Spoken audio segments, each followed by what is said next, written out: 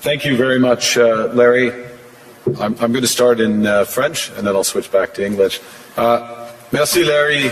Thank you, Larry. C'est un plaisir. It is both a pleasure et un devoir and a duty d'être parmi vous to be with you en tonight ce point in this pour le Canada pivotal et pour le moment monde. that Canada and the world go Et je through. parlerai aujourd'hui de la Today I rupture will de talk l'ordre about the mondial, rupture in the world order, de la fin the d'une end fiction of agréable a et pleasant du fiction début and the beginning d'une réalité of a brutale. harsh Où la reality, géopolitique where des grandes geopolitics, puissances where n'est soumise the à large aucune main power contrainte. geopolitics is submitted to no Mais je vous limits, no soumets constraints. par ailleurs que les autres On the other pays, hand, I would like to en particulier tell les you that the other puissances countries, moyennes comme le especially Canada, ne sont intermediate pas powers like impuissants. Canada, are not powerless. Ils possèdent la capacité de They construire have une the nouvelle capacity ordre to qui build a new intègre order nos that valeurs, encompasses our values, comme le respect des droits such as humains, respect for human le rights, développement sustainable durable, la development, solidarity, la souveraineté et l'intégrité and territorial territoriale des integrity États. of the various states. La puissance des moins The puissants power of the less power commence par l'honnêteté. with honesty. It seems that every day we're reminded that we live in an era of great power rivalry, that the rules-based order is fading, that the strong can do what they can and the weak must suffer what they must. And this aphorism of Thucydides is presented as inevitable, as the natural logic of international relations reasserting itself. And faced with this logic, there is a strong tendency for countries to go along to get along, to accommodate, to avoid trouble, to hope that compliance will buy safety. Well, it won't. So what are our options? In 1978, the Czech dissident Václav Havel, later president, wrote an essay called The Power of the Powerless. And in it, he asked a simple question: how did the communist system sustain itself? And his answer began with the greengrocer. Every morning, this shopkeeper places a sign in his window: "Workers of the world unite." He doesn't believe it. No one does. But he places the sign anyway to avoid trouble, to signal compliance, to get along. And because every shopkeeper on every street does the same, the system persists. Not through violence alone, but through the participation of ordinary people in rituals they privately know to be false. Havel called this living within a lie. The system's power comes not from its truth, but from everyone's willingness to perform as if it were true. And its fragility comes from the same source. When even one person stops performing, when the greengrocer removes his sign, the illusion begins to crack. Friends, it is time for companies and countries to take their signs down. For decades,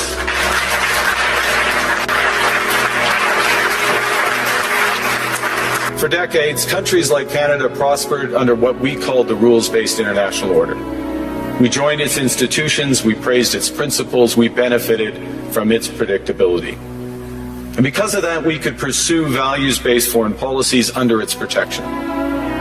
We knew the story of the international rules-based order was partially false, that the strongest would exempt themselves when convenient, that trade rules were enforced asymmetrically.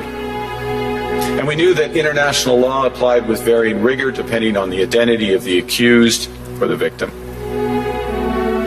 This fiction was useful, and American hegemony in particular helped provide public goods, open sea lanes, a stable financial system, collective security, and support for frameworks for resolving disputes. So we placed the sign in the window.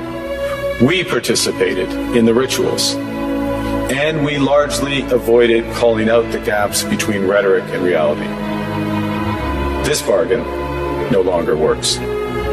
Let me be direct. We are in the midst of a rupture, not a transition. Over the past 2 decades, a series of crises in finance, health, energy, and geopolitics have laid bare the risks of extreme global integration. But more recently, great powers have begun using economic integration as weapons. Tariffs as leverage, financial infrastructure as coercion, supply chains as vulnerabilities to be exploited.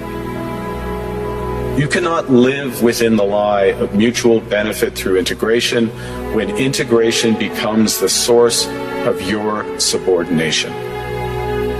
The multilateral institutions on which the middle powers have relied, the WTO, the UN, the COP, the architecture, the very architecture of collective problem solving are under threat.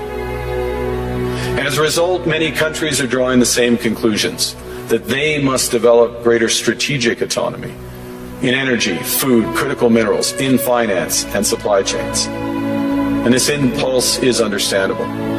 A country that can't feed itself, fuel itself, or defend itself has few options. When the rules no longer protect you, you must protect yourself. But let's be clear-eyed about where this leads. A world of fortresses will be poorer, more fragile, and less sustainable. And there's another truth. If great powers abandon even the pretense of rules and values for the unhindered pursuit of their power and interests, the gains from transactionalism will become harder to replicate. Hegemons cannot continually monetize their relationships. Allies will diversify to hedge against uncertainty. They'll buy insurance, increase options in order to rebuild sovereignty. Sovereignty that was once grounded in rules but will increasingly be anchored in the ability to withstand pressure. This room knows this is classic risk management. Risk management comes at a price. But that cost of strategic autonomy, of sovereignty, can also be shared.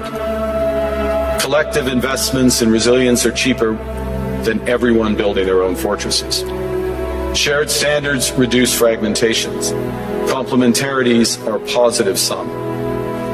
And the question for middle powers like Canada is not whether to adapt to the new reality. We must.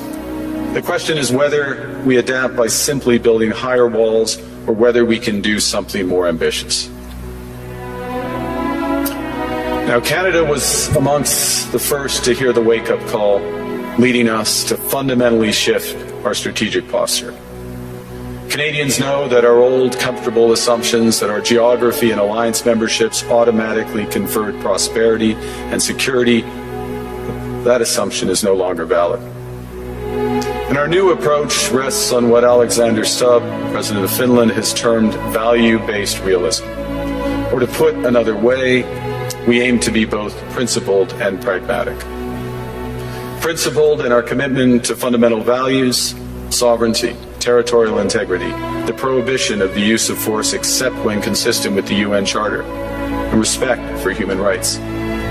And pragmatic in recognizing that progress is often incremental, that interests diverge, that not every partner will share all of our values.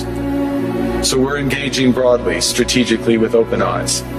We actively take on the world as it is, not wait around for a world we wish to be.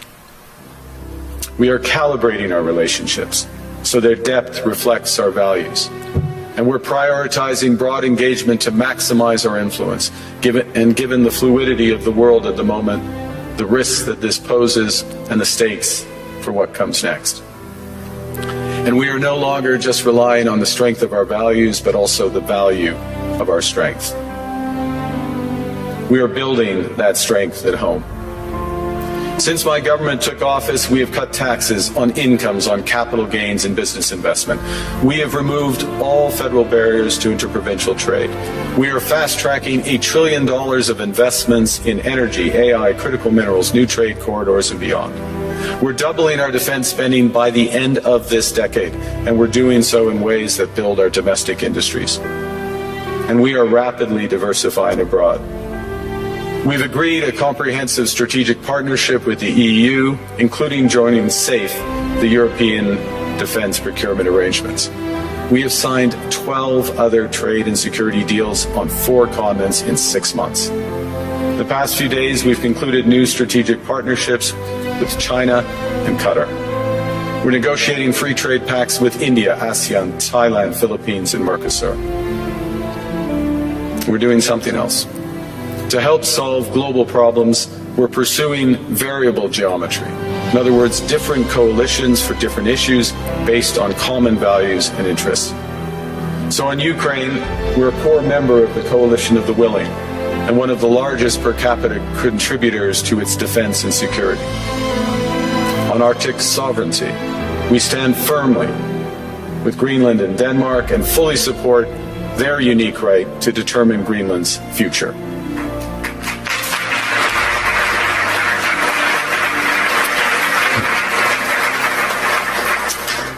Our commitment to NATO's Article 5 is unwavering. So we're working with our NATO allies, including the Nordic-Baltic Gate, to further secure the alliance's northern and western flanks, including through Canada's unprecedented investments in over-the-horizon radar, in submarines, in aircraft, and boots on the ground, boots on the ice. Canada strongly opposes tariffs over Greenland and calls for focused talks to achieve our shared objectives of security and prosperity in the Arctic. On plurilateral trade, we're championing efforts to build a bridge between the Trans-Pacific Partnership and the European Union, which would create a new trading bloc of 1.5 billion people. On critical minerals, we're forming buyers' clubs anchored in the G7 so that the world can diversify away from concentrated supply. And on AI, we're cooperating with like-minded democracies to ensure that we won't ultimately be forced to choose between hegemons and hyperscalers. This is not naive multilateralism, nor is it relying on their institutions. It's building coalitions that work, issues by issue, with partners who share enough common ground to act together. In some cases, this will be the vast majority of nations. What it's doing is creating a dense web of connections across trade, investment, culture, on which we can draw for future challenges and opportunities. Argue the middle powers must act together because if we're not at the table, we're on the menu. But I'd also say that great powers can afford for now to go it alone. They have the market size, the military capacity, and the leverage to dictate terms. Middle powers do not. But when we only negotiate bilaterally with a hegemon, we negotiate from weakness. We accept what's offered. We compete with each other to be the most accommodating. This is not sovereignty. It's the performance of sovereignty while accepting subordination.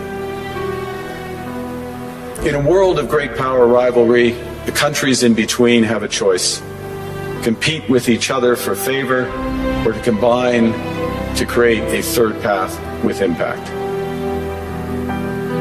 We shouldn't allow the rise of hard power to blind us to the fact that the power of legitimacy, integrity, and rules will remain strong if we choose to wield them together. Which brings me back to Havel. What does it mean for middle powers to live the truth? Well, first, it means naming reality. Stop invoking rules-based international order as though it still functions as advertised. Call it what it is: a system of intensifying great power rivalry where the most powerful pursue their interests using economic integration as coercion. It means acting consistently, applying the same standards to allies and rivals. When middle powers criticize economic intimidation from one direction but stay silent when it comes from another, we are keeping the sign in the window.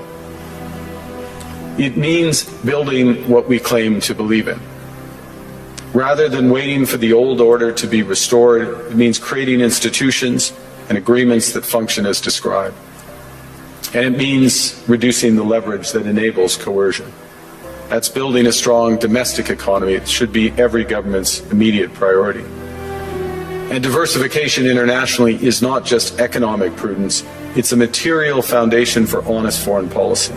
Because countries earn the right to principled stands by reducing their vulnerability to retaliation. So Canada. Canada has what the world wants. We are an energy superpower. We hold vast reserves of critical minerals. We have the most educated population in the world. Our pension funds are amongst the world's largest and most sophisticated investors. In other words, we have capital, talent.